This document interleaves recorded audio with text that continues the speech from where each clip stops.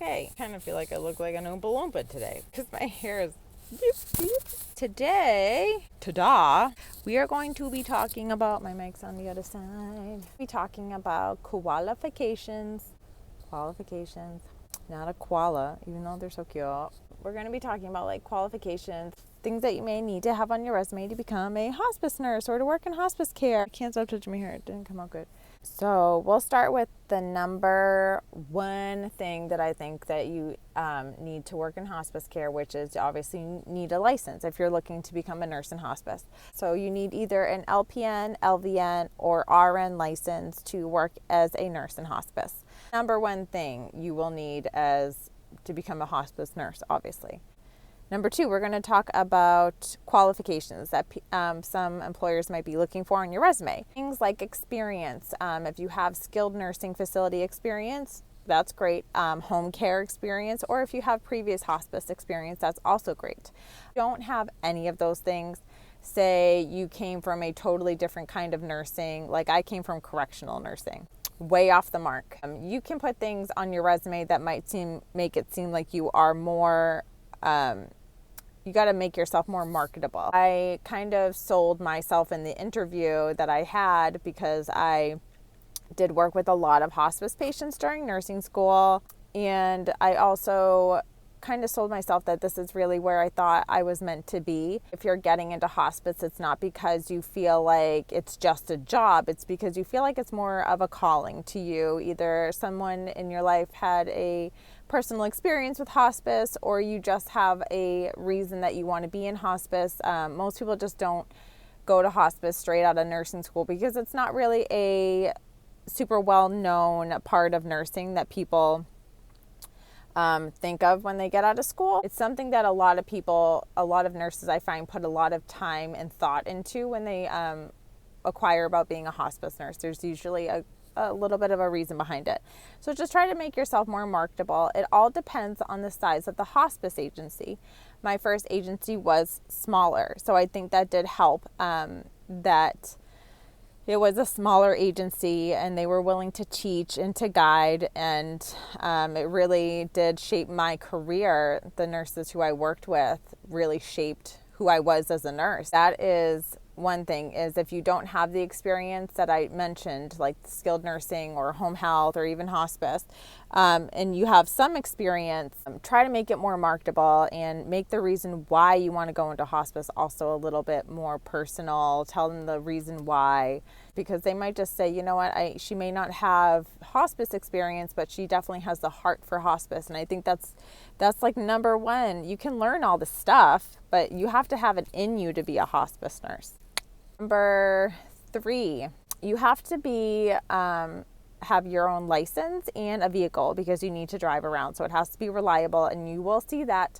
I think most companies, even if you work at a hospital, will put that you have to have a reliable vehicle, but especially for hospice, because you will be driving around. Of course, you're not going to be, unless you work at a hospice house, but you have to obviously have a license in good standing and also have your own car.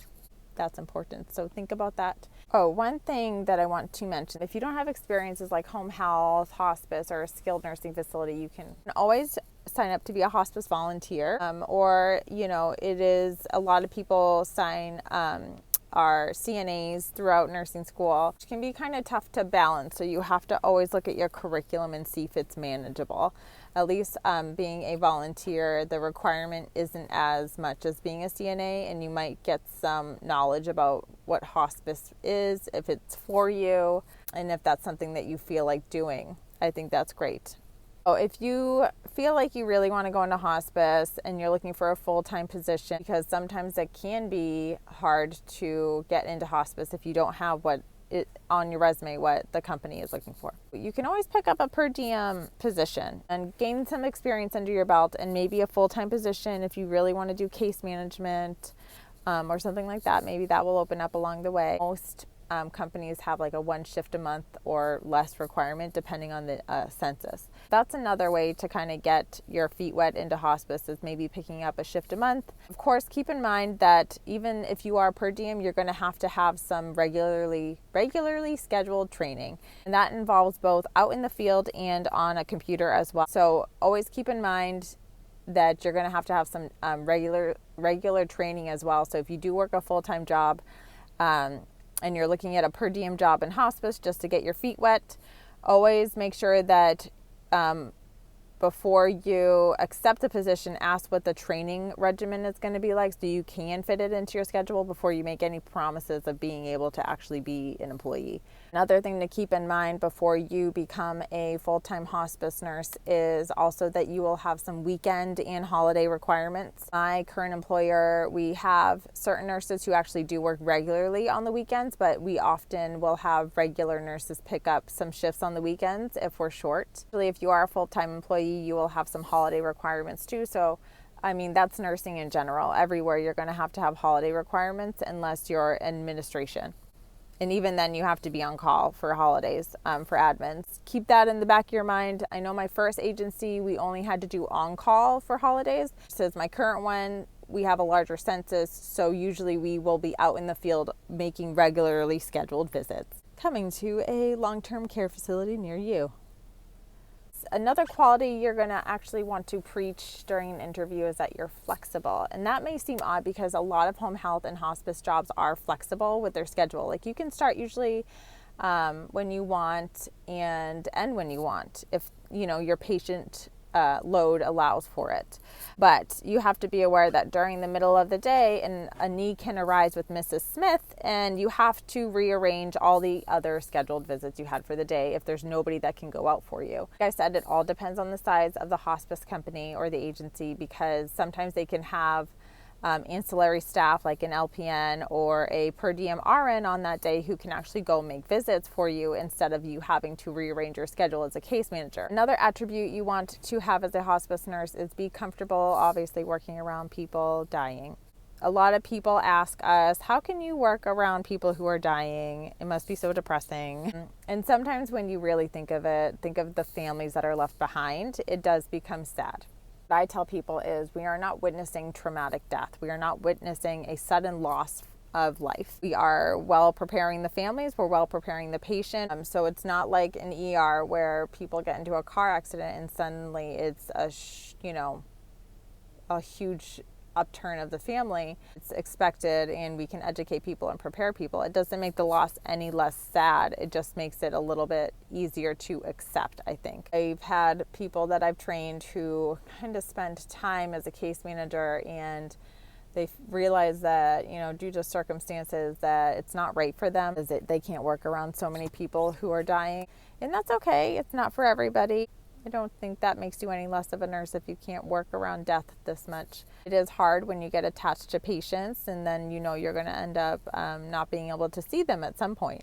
Yeah, it can be tough. So just keep that in mind. That's something that we have to deal with and that we have to be comfortable educating people on. You have to be comfortable talking to families about that. And we kind of have to be their strong arm when it comes to this stuff, because it's a very hard time for them, and a lot of them haven't gone through stuff like this before. So we have to be comfortable and confident when we educate them in order for them to feel comfortable with the process.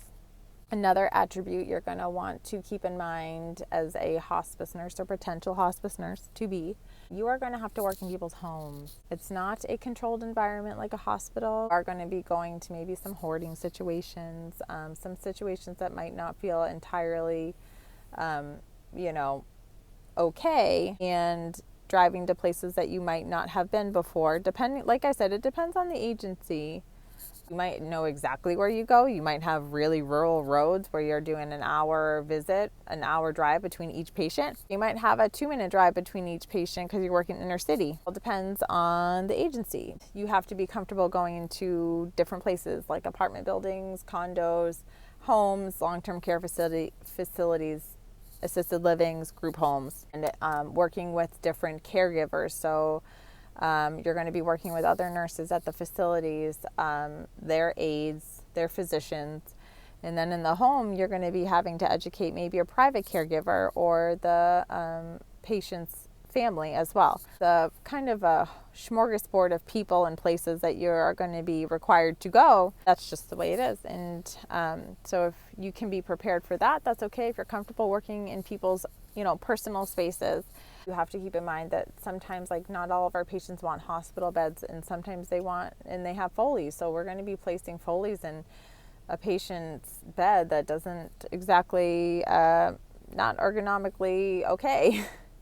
And then there's pets around too, and all sorts of factors that kind of, factor in to when you work in a home. One thing that I'm going to add also is that you have to feel comfortable as a hospice nurse working by yourself.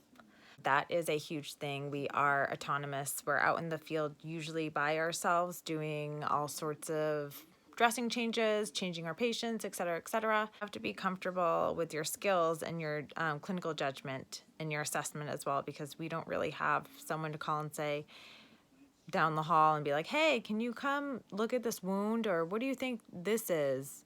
We have to pretty much guide everybody through the phone as to what we're seeing. So you have to be pretty good at describing what's going on. And it's okay not to know things. Just be good with describing them. So maybe you can talk with the physician or your clinical manager to see if you can get an idea of what the heck is going on. But that is one thing. Yes, you will have to work all alone for the most part. Sometimes there are joint visits, but that's not a regular thing that happens.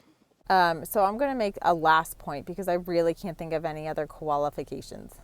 So you have to be also comfortable with using your own car for work and using it also as your office. Of course, we eat in the car, we chart in the car, we drive around all day in our car. So if you have to get things to make you a little more comfortable in your car, like I have my car pack. I have a video that shows it that I put on my passenger seat, and it organizes everything for me, and it's so wonderful. The size of your car may be detrimental if you're driving a huge SUV and you have to go to the downtown city and you're going to have to parallel park it. So keep that in mind. If you're not comfortable using your car for work and you think it does put a lot of wear and tear on your car. What I do is we do get reimbursed for mileage. So if I get mileage, I'll put it in my savings and I'll use it towards what I'm supposed to use it for, which is gas and or oil changes, tire rotations, new tires. Some companies, I've seen the VNA, they have some company cars, like little, roller skate looking ones. Maybe, but I've never seen it for a hospice. And it might be a kind of a pain in the butt if you have to go back to the office and return the car every single day. Yeah, I wouldn't be about that. Nope, definitely not. So that's my advice if you do want to become a hospice nurse. Keep in mind when applying for the job. Now, of course, every agency is different. Every requirement for the agency may be different. Some do have requirements that you have to have previous experience. Others are willing to give you a chance. So just do whatever you can. If this is truly what you want to do, just keep trying and trying. That's what I did for probably half a year. I tried to get into hospice, and it took me a while, and I finally got my chance, and I took it and ran with it. If you have any questions, just leave them down below. Of course, if there's anything you can think of that I didn't touch base on, of course. I appreciate you guys watching, and yes, have a great day.